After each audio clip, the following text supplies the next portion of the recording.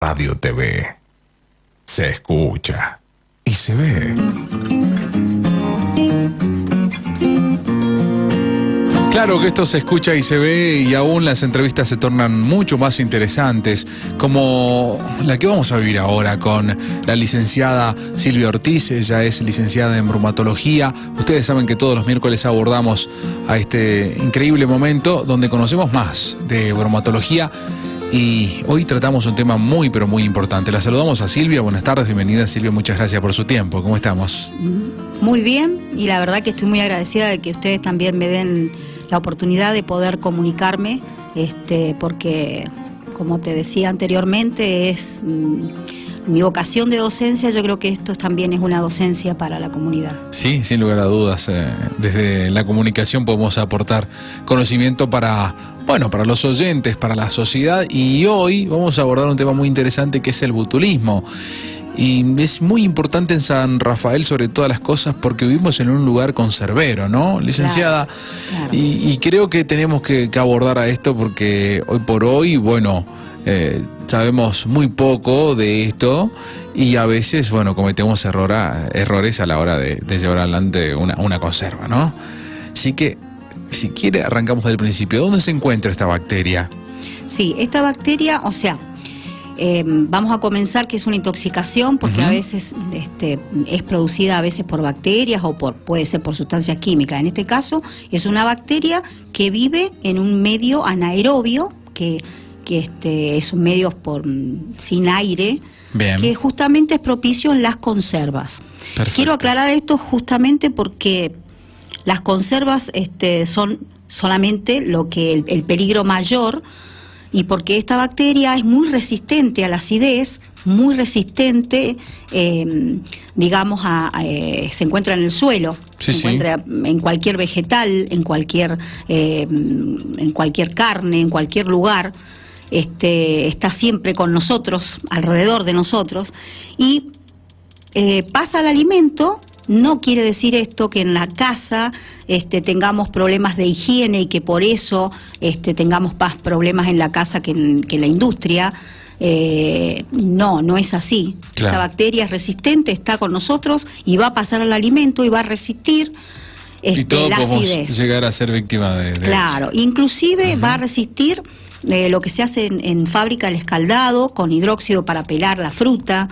O sea que no va a resistir. ¿Por qué? Porque tiene un medio que, que de resistencia, que es como una semillita, forma como una semillita, que a eso se le denomina espora, y esa es como varias capas, como si se pusieran varios sobre todos, yo digo siempre a mis alumnos. Bien. Y entonces de esa manera ella vive en forma, cuando aumenta la temperatura del frasco, aumenta la temperatura de la lata. Perfecto. Y resiste toda esa inclemencia para ella, para poder vivir y multiplicarse. Perfecto, bien. Entonces, ¿en qué alimentos? Y en los alimentos que tengan, una acidez baja. Bien. Porque ya dije que era resistente a la acidez. Claro. Por ejemplo, los pimientos tienen una acidez de 4 o 5, y esa acidez, te explico en realidad la acidez, qué es lo que llamamos acidez. La mayoría sabe cuáles son los alimentos ácidos. Las frutas sabemos que la mayoría son ácidas. Los cítricos tienen una acidez bastante alta. Te explico, se mide en un rango del 1 al 14. Claro. Ese rango en el medio sería 7 de neutralidad, del 1 al 7 serían los alimentos ácidos, y del 7 para arriba, 8, 9, alimentos básicos, que bien. Sería lo contrario. Bien, bien. ¿Qué ocurre? El agua, por ejemplo, te voy a dar un ejemplo de alimento neutro. Y los ácidos cítricos, que son los que se encuentran en los alimentos, son los ácidos que bajan de una acidez de 3, 2. Hay sustancias químicas como el sulfúrico, el clorhídrico, el ácido muriático, que la gente lo conoce, que tienen acidez de 0 o de 1, ¿sí?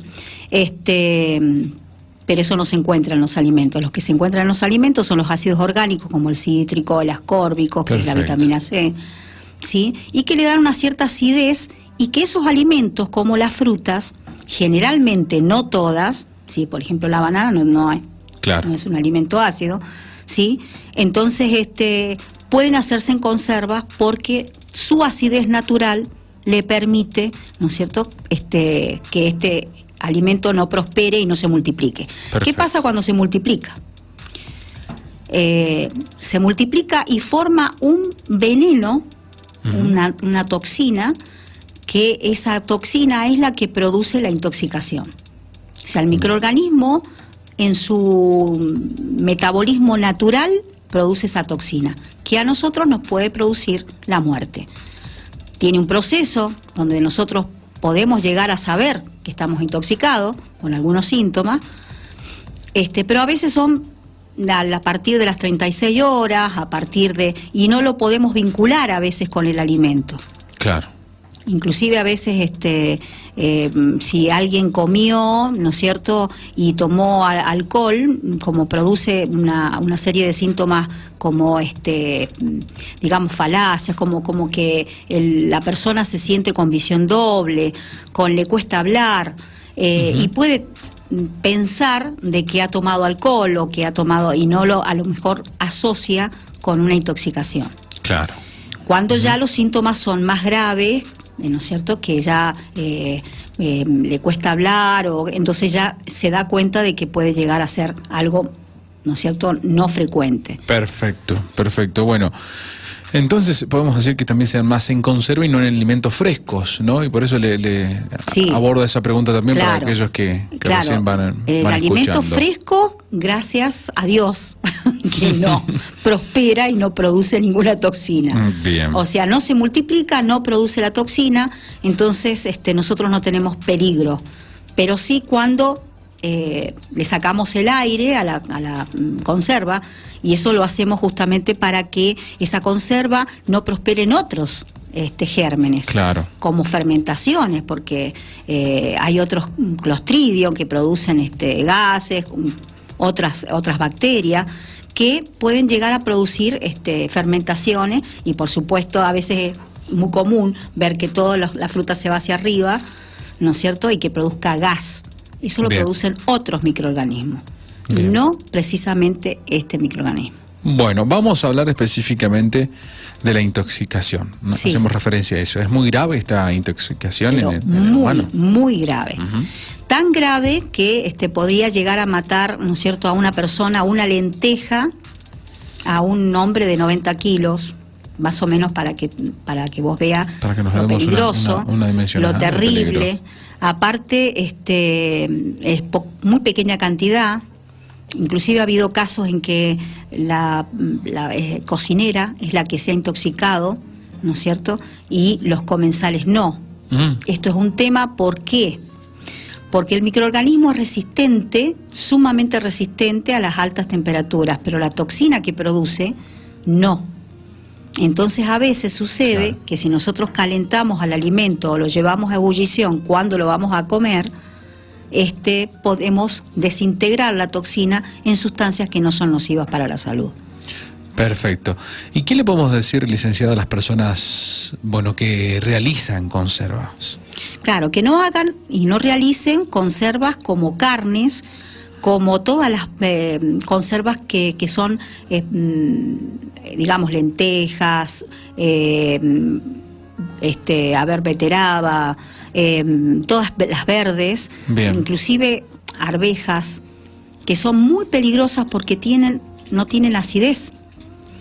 Y si no se realizan en la industria, donde tienen un aparato llamado autoclave, que lleva la temperatura a más de 110 grados, esa bacteria no se va a morir, va a permanecer ahí viva, y cuando sea el momento oportuno, cuando le dejen de dar calor, ella va a multiplicarse y va a producir la toxina. Eso es la razón de por qué nosotros en la casa, si con los frascos no llegamos ni siquiera a 100 grados. Digamos que es un baño María, y el agua llega a menos de 100 por la altura de San Rafael, por ejemplo, no llega ni a 98 o 99 grados. En el Ñiquil, por ejemplo, que está más alto, es 94 grados. No llega ni siquiera a punto de ebullición. Entonces la bacteria va a seguir viviendo. Perfecto, bueno, está clarísimo el ejemplo, ¿no? Ahora hablemos de mitos, le pregunto de mitos. Sí. Por ejemplo, cuando hablamos del mito del ajo, ¿qué hay de verdad? Cuando hablamos del ajo. Claro, el ajo, fíjate, ¿no? Que yo te hablé de la falta de oxígeno, que es propicio para el Clostridium botulinum, que es la bacteria. Bien. O sea, vive en ausencia de oxígeno. El ajo, cuando se pone negro, es porque seguro se ha oxidado, como la papa, la manzana, otros alimentos que se oxidan cuando están en el aire. Perfecto. Eso significa que el ajo se oxide, pero no tiene nada que ver con la presencia o la ausencia de la toxina. Bien. O sea, se puede poner negro, ¿no es cierto? Y es un pimiento que tiene la cantidad de ácido suficiente para que no esté allí el Clostridium. Excelente. Es un ejemplo. Bien. ¿Sí? Bueno, ¿qué le diría a las personas que hicieron conservas de frutas, tomates y pimientos en esta temporada? Y bueno, están escuchando la radio ahora y están ahí muy atentos a ver que se han hecho bien las cosas, ¿no? Claro. Si es de fruta, por ejemplo, de las frutas que más o menos nombré, no van a tener, digamos que son propicias para las conservas en caseras. Perfecto. Pero sí, en el tomate, si no le han agregado ácido, que se aconseja una cucharada sopera de vinagre, yo siempre les digo vinagre de alcohol directamente, para que no tenga ninguna... Claro. Porque es el más fuerte.